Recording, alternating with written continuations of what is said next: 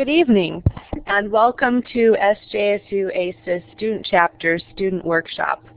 My name is Sarah Emerson, and I'm currently chair of the SJSU Student Chapter. Our program tonight is a student workshop, the second in a series, which features SJSU SLIS graduate students who are also official members of the SJSU ASIS Student Chapter, presenting on skills or knowledge with which the student has experience. Tonight's presentation will last approximately a half hour, including time provided for a Q&A session after the presentation. At this time, I will now turn the mic over to Frank Florian, the ASIS Student Chapter Program Director, who has the distinct honor of introducing tonight's guest speaker.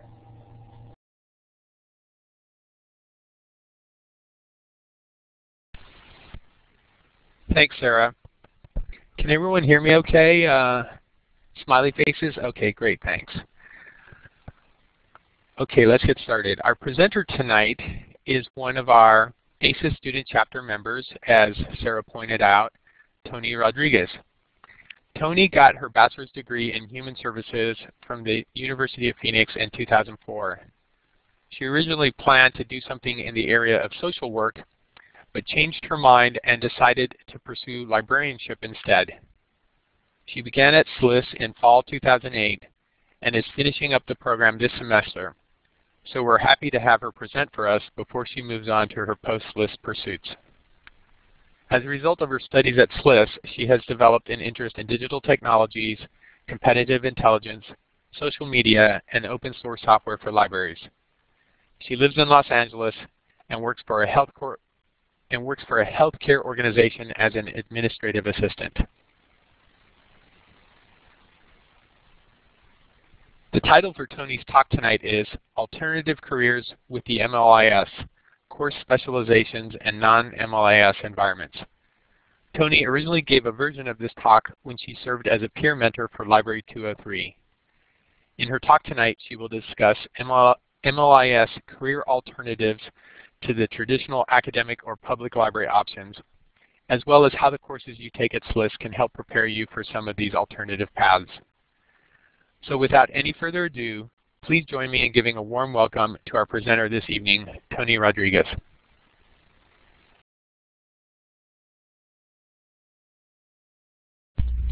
Thank you, Frank and Sarah, for that introduction. It was, wow, that was really that was very nice. Thank you. Hi, everyone. I hope you can hear me okay. Can you hear me all right? Am I loud? Am I too low? I'm good? Okay. Thank you very much. Okay, so yes, like Frank said earlier, this was a presentation, originally a group presentation that I gave to when I was a peer mentor in 203 in the fall at the beginning of this semester. So what brought me to this particular topic is, first of all, I've always had an interest in this topic. When I first came to SLIS in the fall of 2008, I had already pretty much made up my mind that I would probably look for a career in a special type of library. The reason being is that, for starters, I've never had any actual library work experience. I've never worked in a library in my life, either public or academic or K through 12. I've always worked in the corporate environment. And now I'm currently in healthcare, but I don't plan to stay in healthcare. So that's where that began, and I joined the Special Libraries Association in July of 2008, and through the course over the last 3 years I've been attending their events and networking with a lot of the members here in Southern California chapter, and I've attended two or three conferences already. So let's get going. MLIS career alternative. There's no rule that says you must call yourself a librarian because you have an MLIS degree. I don't know where I got that. I just came up with it today. Just thought I would have a tagline. Special libraries, of course, is just any type of library that does not fit into the K-12 academic or public library description. It can be a medical library, a legal library, corporate library. It can be an archives, special collections within a university. You can have a library in like an aerospace corporation, like we have one here in Orange County. Nonprofits often have libraries of some sort, and of course museums have libraries. And often these types of libraries are usually pretty small, except for possibly a corporate. They might have a little more staff, but for the most part you might have one degree librarian and one paraprofessional. And I always think that if you have an organization, there's always an organization that has some kind of information center. So here is a screenshot that I grabbed off of the SLA website. This one here was from the Toronto student group. Just to give you an idea of the alternative job titles that they have listed. I don't know if I could zoom this in a little bit, but some of the alternative job titles we have are information specialist, information management specialist, records manager, research analyst, market research specialist, information architect, information analyst. I also came across a few others. Well, of course, there's you also have your business research librarian, head of cataloging and technology services, curator of rare books and manuscripts, business intelligence analyst, and senior information specialist. If you could just, I just want to get a feel for the group here. How many of you here are currently working or have worked in a library in the past prior to coming to SLIS? If you could just give me a little quick show of hands or happy faces. I'm just curious.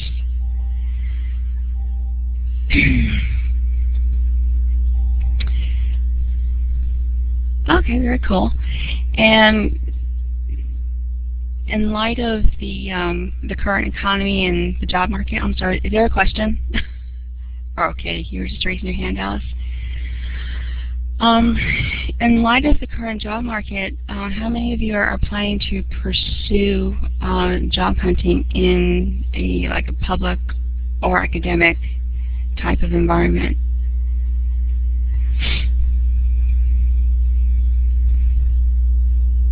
Wow, okay. Cool. Good to know.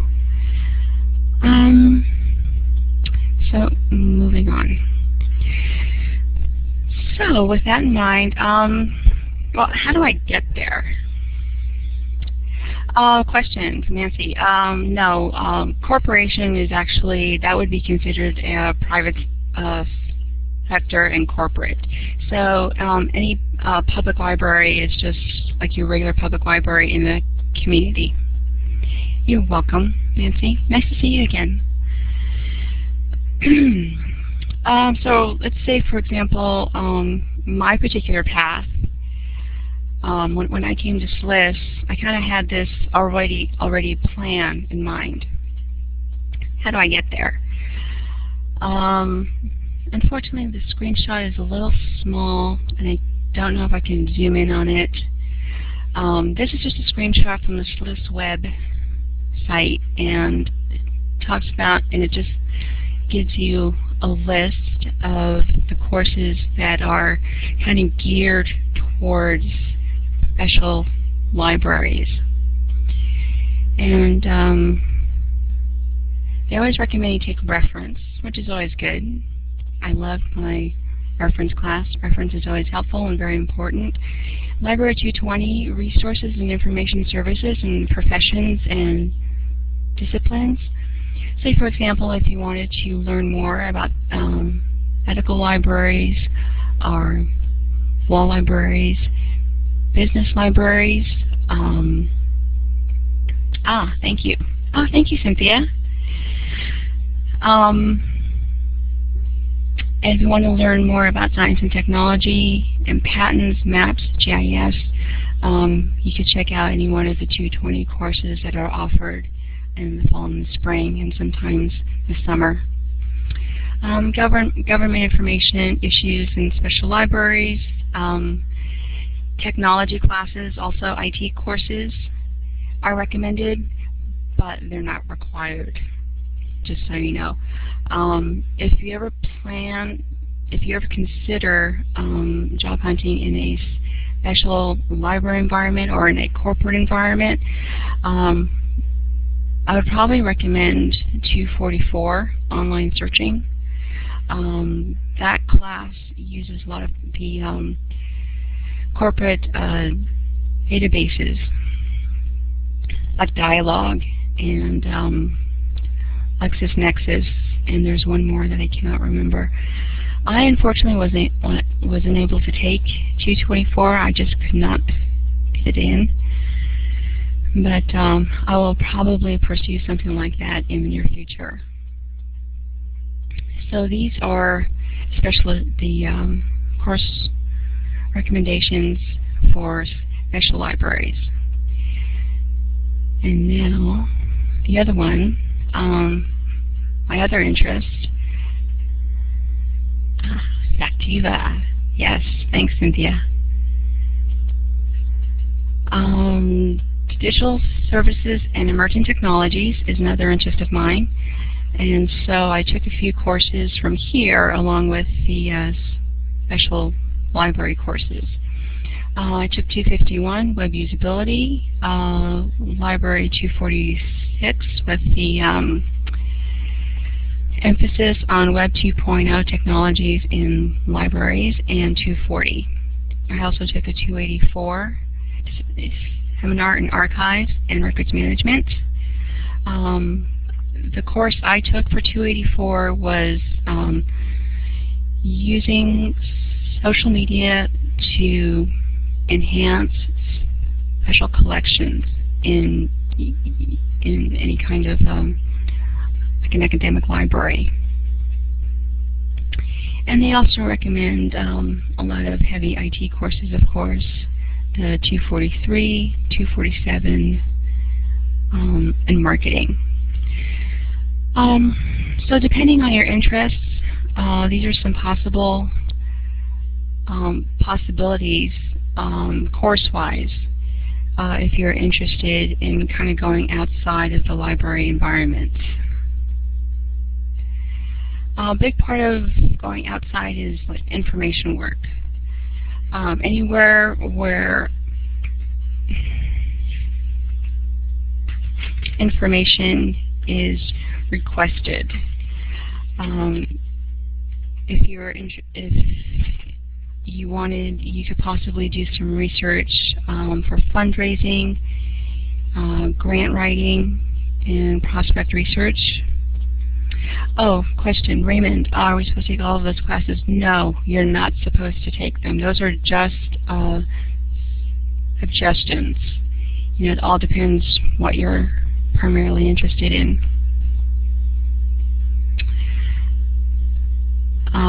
Competitive intelligence.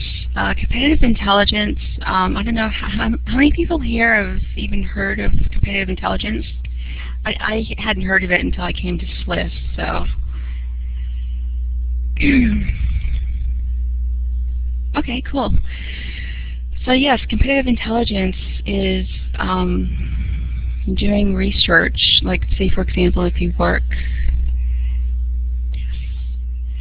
if you work for a particular company, like a market research company, or if you're working for a financial corporation, like Citibank or AT&T or something. Competitive intelligence, what it is that you research and compile information on your competitors. And you compile it, you synthesize it, and then you can present it to the particular team that's requesting the information. Records information, knowledge management, and knowledge management is basically overseeing, organizing, and managing all of the knowledge or the information of a particular organization. And let's see, there was something I wanted to mention. Are there any questions so far? I mean, I know we said we were going to wait till after, but if you have a question now, that would be fine too.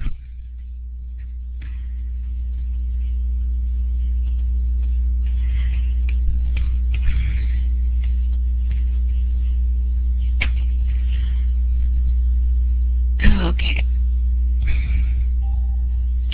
Yes.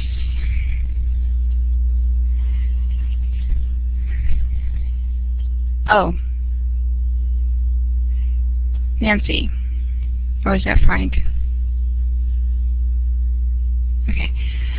The difference between the archive and special library specializations, or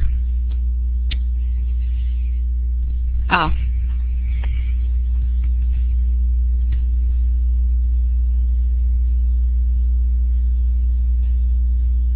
So, Nancy, are you talking about the MARA program? Yes, there is a path. At the time, though, like I said, at the time that I began my program, we didn't have the digital archiving career path or career specialization. That's pretty new. So at the time that I was coming up with all of this, archives kind of, you were either in MARA program or you were probably pursuing it in some type of a specialized type library, like a corporate archives or a nonprofit archives. The digital archives is probably, yeah, that's pretty new. So I haven't had too much exposure to it. Does that clarify? Okay. And Frank, you said you had a question?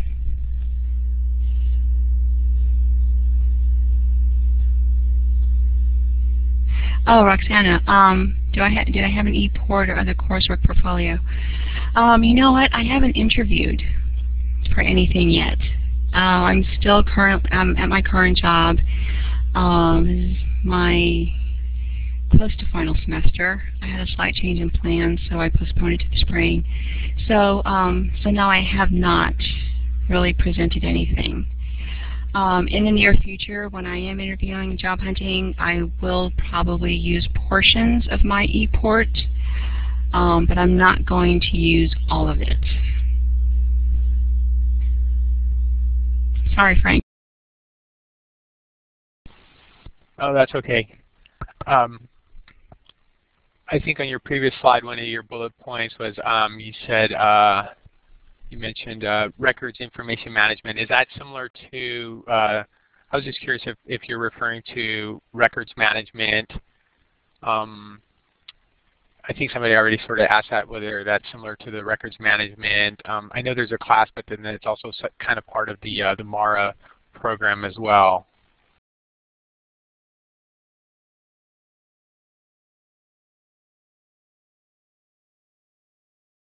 It's pretty much the same thing. It's just records information management, records management. It goes by different things, but it's pretty much the same thing. So if you really want to focus on records management and archives, you would probably consider the MARA program, but like myself, I wasn't sure if I wanted to get that involved in records management, so I just left it alone.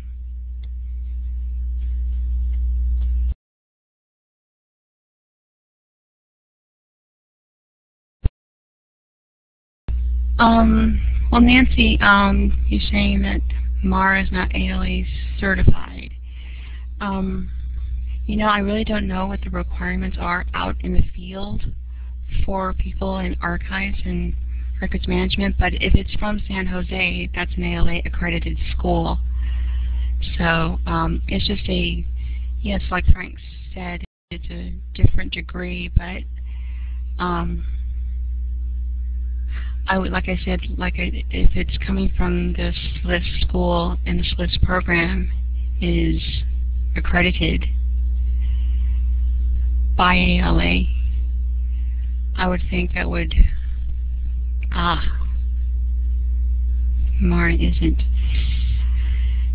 I don't know what to tell you on that. If you, I think the person you would ask for clarification on that and for some advice would be Patricia Franks, the advisor for the program.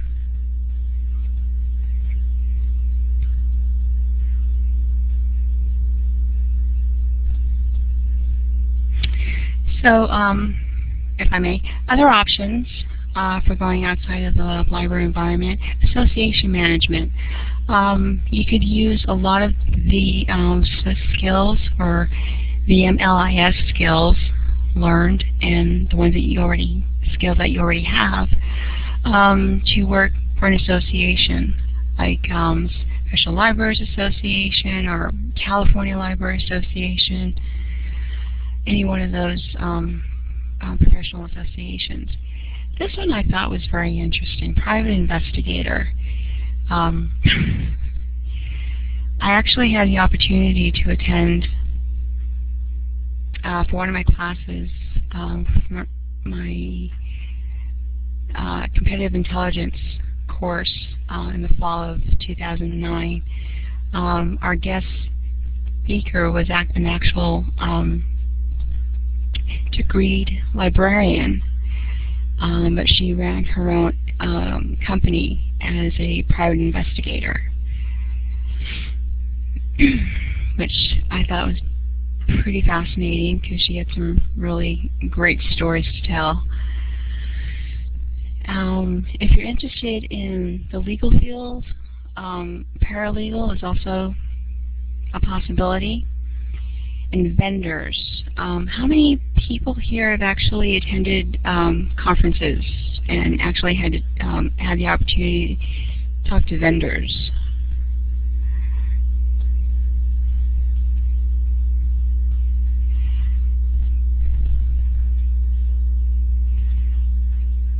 So yeah, you have the vendors like Baker and Taylor, Thomson Reuters, a lot of the smaller companies that provide the services to libraries. You can actually go on their site and work for them. In the May 2011 convocation ceremony, the graduation ceremony a few months ago, Ken Haycock was one of the speakers, and he mentioned in his speech that one of the largest employers of librarians are not libraries, but the vendors that need them. So if you're flexible geographically, and if you don't mind some travel, working for a vendor could be a good fit.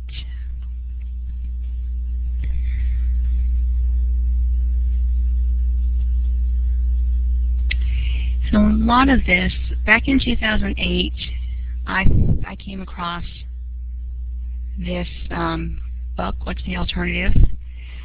Career Options for Librarians and Information Professionals. Oh, the competitive intelligence class. What is it that you needed me to repeat? I can repeat the course number. It is Library 282. Back when I took it, it was social media and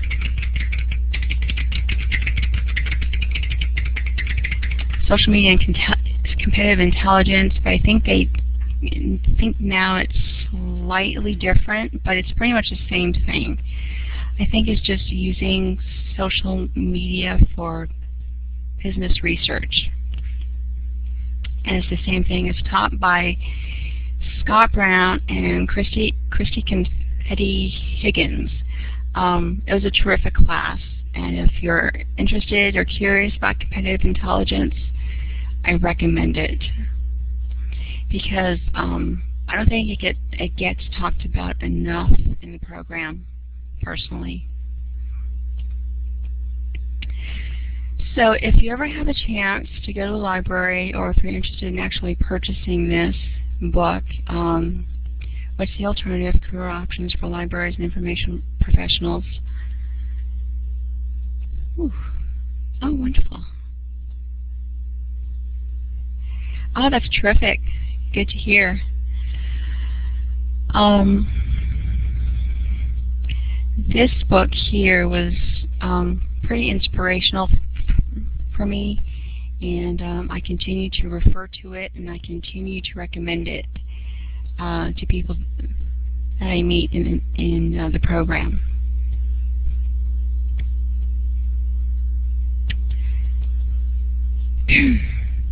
So here's a list of resources. My links, unfortunately, they don't work, but I was able to pull up my browser and put a lot of the links in there so that you can see them. But first of all, I'd like to ask if there's any questions or comments or discussion.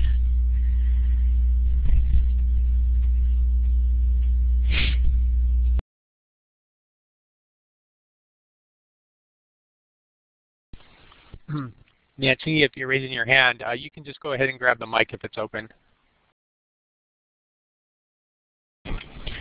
Hi, this is Nancy. I was just wondering about the IT classes there. You said you took a lot of them, and as a former computer programmer analyst, I'm wondering if you have any idea you can give very quickly about, if I'm already a programmer or web designer, are those classes going to be of interest to me, or do I probably know what I need to know? Hey, Nancy. Good question. I think with someone of your experience, you may not want to take an entire class for a semester. Like you said, you've worked as a programmer, and if you wanted to, I'm pretty sure it's going to be information that's already familiar to you, and you may have a lot of insight to the class.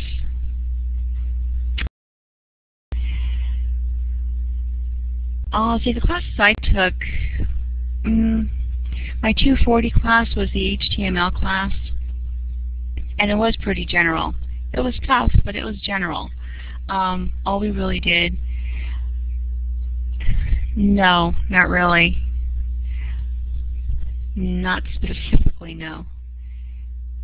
It was just using the tools in order to create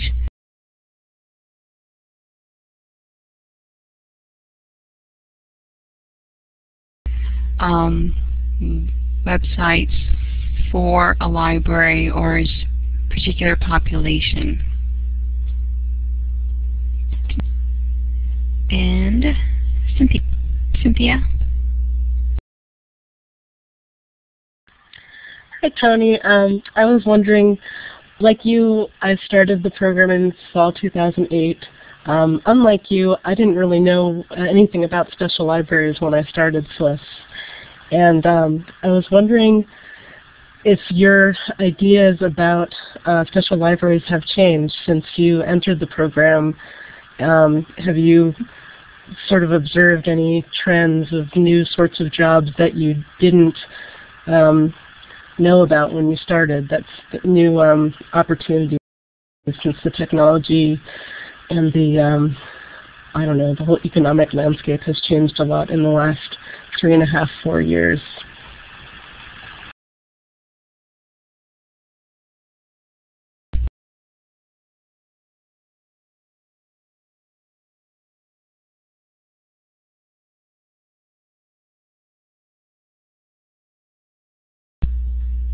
Can you hear me now? I'm sorry. Everything okay? Okay. Oh gosh, sorry about that. Cynthia was asking if, since my time in the program, has anything emerged from special libraries, and do I see any particular trends or like emerging issues?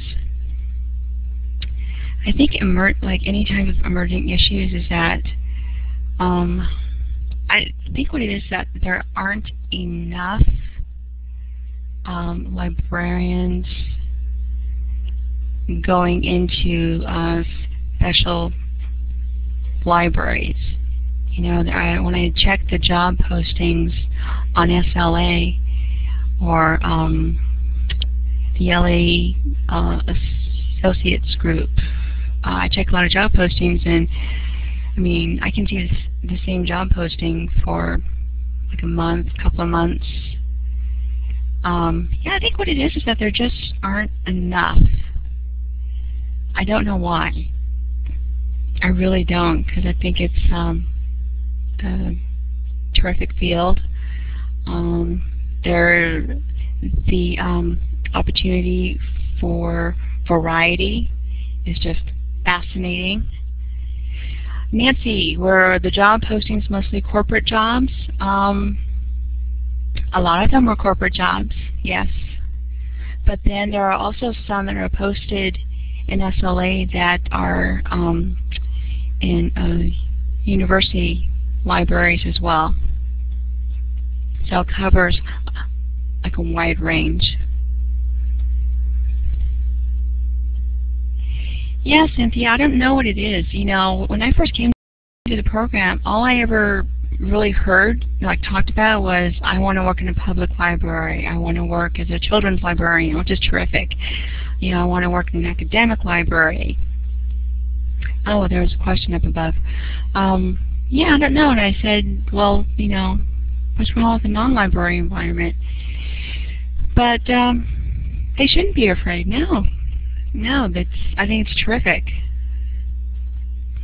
And up above from Heather, virtual opportunities. I'm sure there are virtual opportunities. I have not come across them. I know within SLIS, in terms of the internships, they are beginning to offer more virtual internships. But I have yet to come across job listings that are like virtual. There aren't too many, and if there are, I have not seen them yet. Did I answer your question, Heather?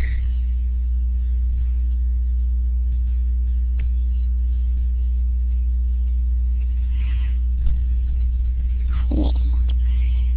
And Nancy, did you have what?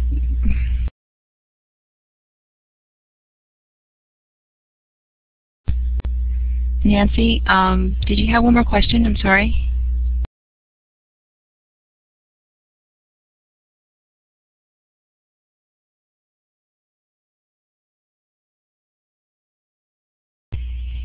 If you don't mind, if you just want to give me a little bit more time, I wanted to share my desktop with you and just show you a couple of these resources that I had posted on my final slide, but the links aren't working.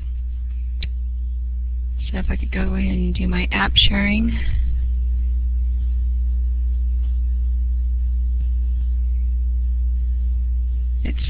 this will work.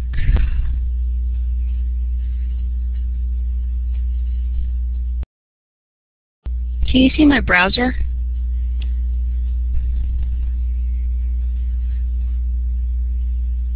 Anybody?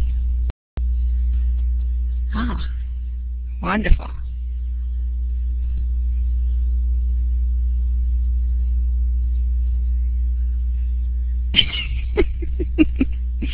Thanks, Cynthia.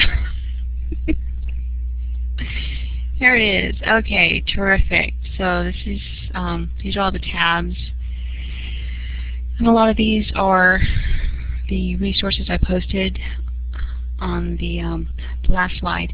Now, the creative group. This is a company that I came across when I went to Macworld earlier this year in January. They had a table there, and they're just basically recruiters. And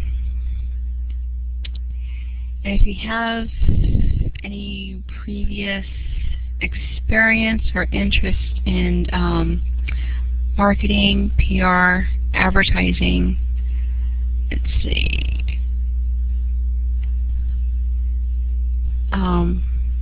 I was thinking this would be a good possibility. Like creative jobs and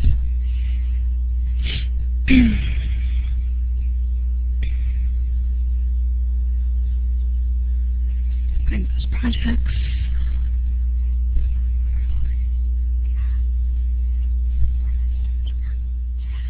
They had a flyer at the display where they had a brochure describing all of their social media job descriptions that they currently recruit for. So for those of you out there that are interested in social media, either as a blogger or as a director of social media or a planner, account manager, you could use a lot of your MLIS skills for this kind of position, which I think sounds like a lot of fun. But another source I wanted to show you was this. Boomsy is a website for those that find, use, manage, and share information.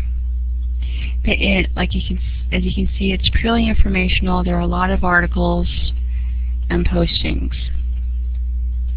And there is something here about librarians, reinventing librarians.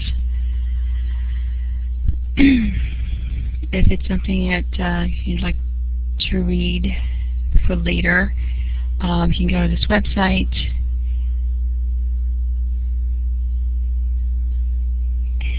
And any day now.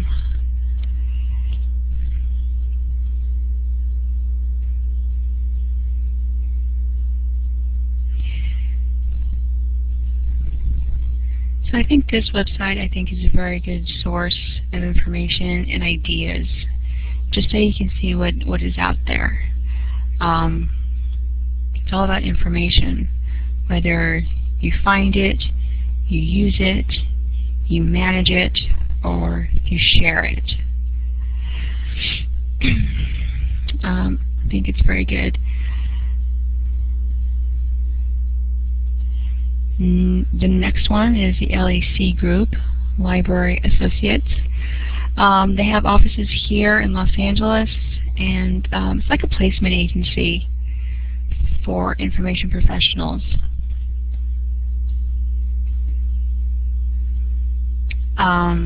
Consulting, project management. Yes, absolutely. Yes, it is. It's one of the most popular job sites for IT. It's dice.com.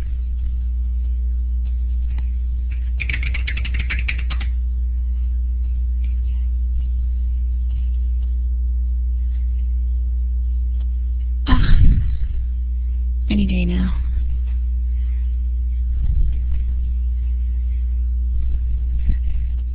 So if you're more geared to the IT field, this is another possibility for job hunting and uploading your resume. And an association here is the Strategic and Competitive Intelligence Professionals, SCIP.org. So if you want to do some more research into the field of competitive intelligence, who they are, what they do, and where they work, different types of environments where they work, this is a really good place to start. Thanks, Frank. And if you're feeling brave, you can strike out on your own and join the Association of Independent Information Professionals. If you're entrepreneurial and if you have great skills for research and synthesizing information, this is also a possibility. Become an independent.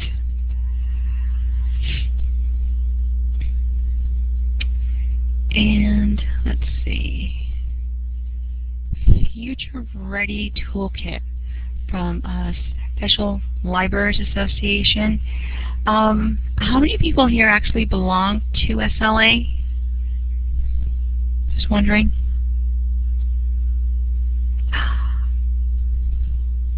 Awesome, it's terrific. Have you had a chance to actually go here, this page? It's a wiki that they have. It's called the Future Ready Toolkit. And let's see. So basically this was created for the members of SLA to become future ready. It means like to be prepared for whatever happens, for the most part. Future ready, and then another source from SLA is competencies for information professionals in the 21st century. Pretty lengthy. But rather than focus on the word or the term libraries or librarian, they just changed everything to information professional and information organizations.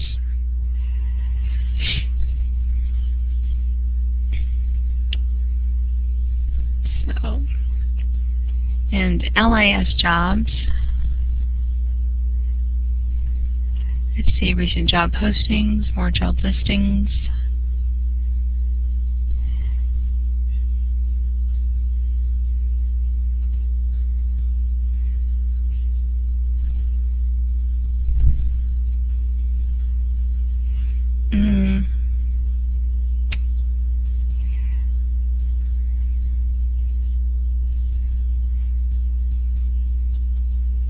And then what I wanted to bring your attention to was if you wanted to listen to Ken Haycock's speech at the 2011 convocation, you can listen to it from the SLIS website. Just do, and there it is. It's actually pretty inspirational.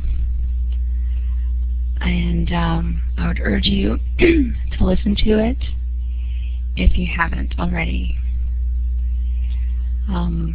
He talks a lot about the future of librarianship as a profession,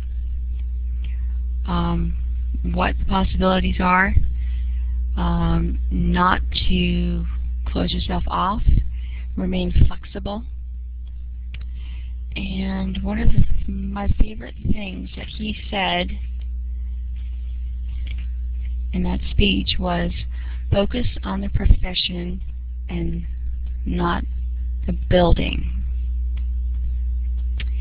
And don't limit yourself by job titles or environment. It's pretty much whatever you want to do.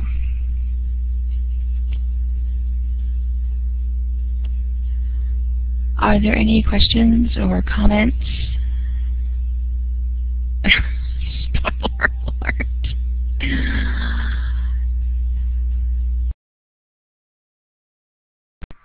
Hi, I was just wondering, did you do an internship during your time at SLIS, or are you planning on it? It sounds like you're just about to graduate. Did you do any internships?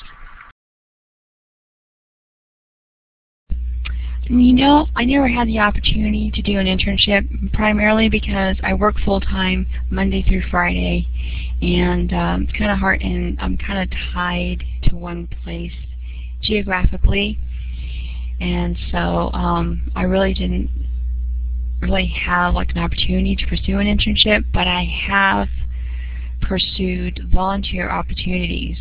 For the last 2 years now, I've been volunteering at a small museum and archives for a nonprofit organization in Los Angeles. So there I've been primarily copy cataloging the book collection and just learning about the nonprofit environment, volunteering at their events, and so on. So I've not really done an official internship, but a part of me is like, exactly, absolutely, you know, you have a family, you have a life, and it's just not possible. You know, we would all like to, and they always recommend it.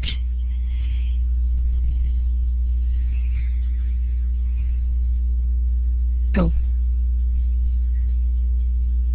Everything okay? Okay. I'm sorry. So yes, Heather, you're right. It's not always going to be possible or feasible to do an internship. But wherever you can, grab a volunteer opportunity. You know, just go for it. And Jerry's question, how useful is the SLA membership? It is awesome. I think it is. As a student, it is $40 per year for 3 years. I think it's very useful. You have access to a lot of information, and you have access to a lot of the course offerings that they have.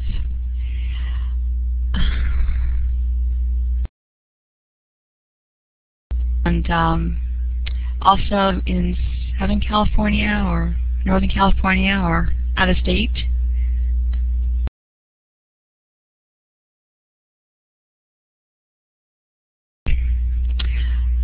So yes, from everyone that's responded, you know, if you have not made the investment at SLA, I would highly recommend it. You meet some fantastic people.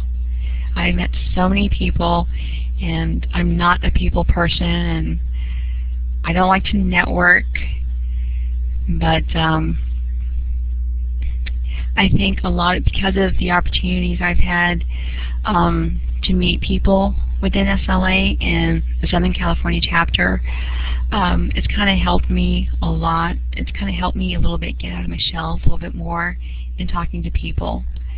So it's worth it. And who has a hand? Heather? You have a question?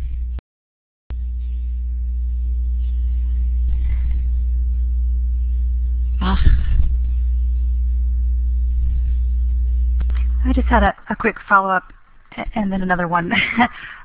Just in terms of the internship versus volunteering, do you have any sense of how when you go for a job interview, how they might weight an internship that you took during school versus volunteer opportunities? I saw somebody write in the chat about getting recommendations and references from those people. Obviously you would, but how does the job market kind of feel about volunteering versus an internship? And then another question I had was, have you used LinkedIn or any of the other social networking outside of the professional associations?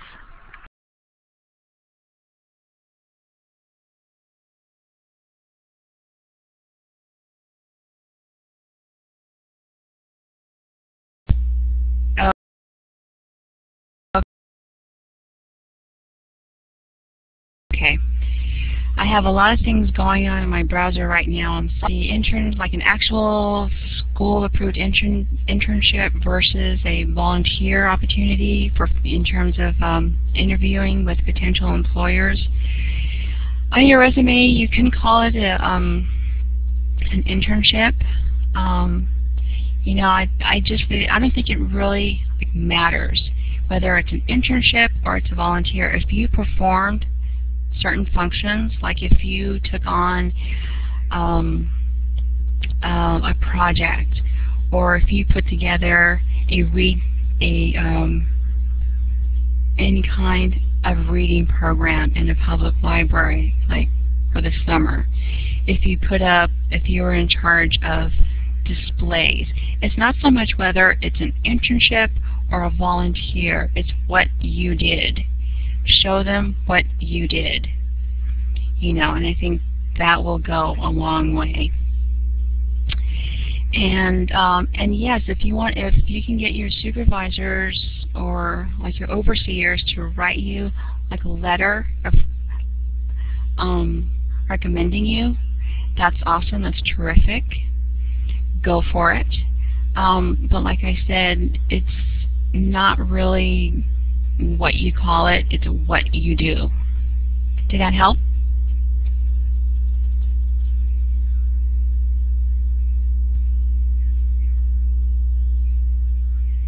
Absolutely, Jari. That's exactly correct. The key is really to discuss the skills you use and how effective you are, and whether you volunteer, like interned. It's what all it comes down to. It's what you know, what you can do, what you can show them. Yes, up to you to sell yourself. Oh yes, LinkedIn. I have a LinkedIn profile. I'm linked up to a lot of my classmates, primarily. I haven't really used it, I'll be honest with you, only because I wasn't in any position to look for a job per se. I just wanted to get a profile up there just so I can at least have one, and slowly but surely I'm beginning to fill it out. So yeah, I haven't really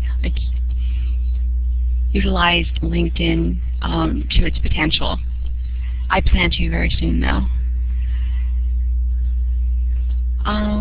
Let's see. You're very welcome, Heather. Thank you for the questions. Nancy, are there sources in SLIS to tell you how to word your resume to highlight skills appropriate for library and information jobs? We have the Career Center, I believe. They're constantly very active, and they post a lot in SLIS admin about workshops, and I can't remember her name right now. Her first name is Jill. She is one of the career counselors kind of assigned to SLIS. Jill Cleese. Yes, thank you, Frank. Jill Cleese. You may want to reach out to her and see if there's an upcoming resume workshop.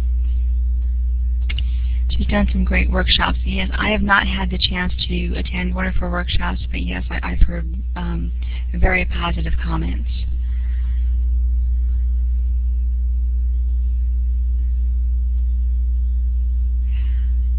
Oh, Sarah, yes.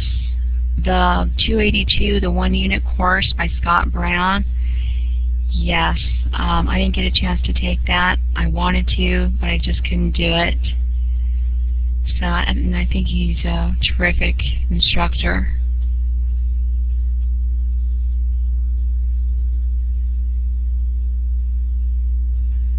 Oh yes, what is diaspora? I meant to ask that myself. I think I've heard of it, haven't used it. Jerry, if you want to go ahead and take the mic, it's all yours.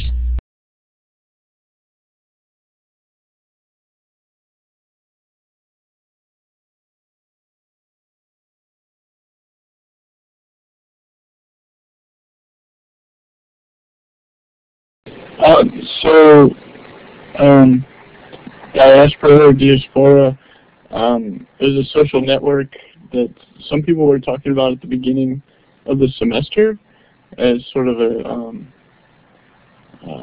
it's actually, I think it's like join diaspora. And so I was just Googling it myself when you put the question back to me. And it's pretty amazing because it turns out their creator committed suicide just like 2 weeks ago. So I'm looking at all this juicy info. But I don't know how much of an alternative it is to Facebook because one of the big financial backers for it was the Facebook guy. So, but this is getting interesting. But I was just wondering if anybody else is using it. I think it's a Linux product, and so it's but it's at least open source as opposed to a lot of the other social websites.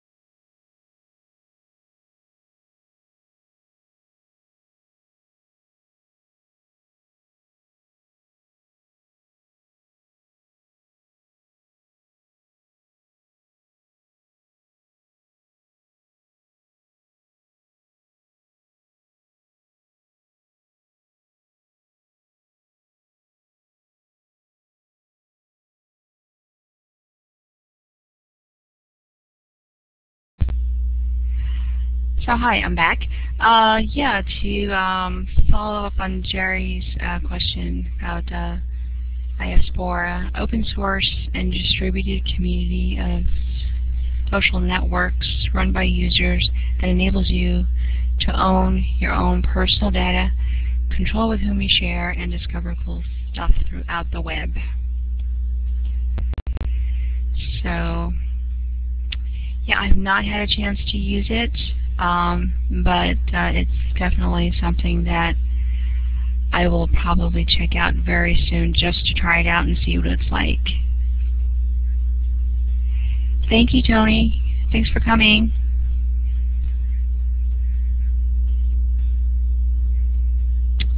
Nancy, comment about competitive intelligence. Marketing companies are looking for alternative skills like Anthro and research librarianship. Thank you, Heather. Thanks for coming.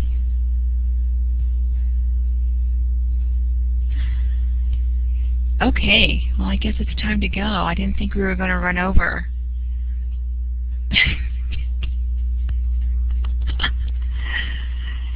Thank you all so very much for being patient and listening and your questions. Thanks so much.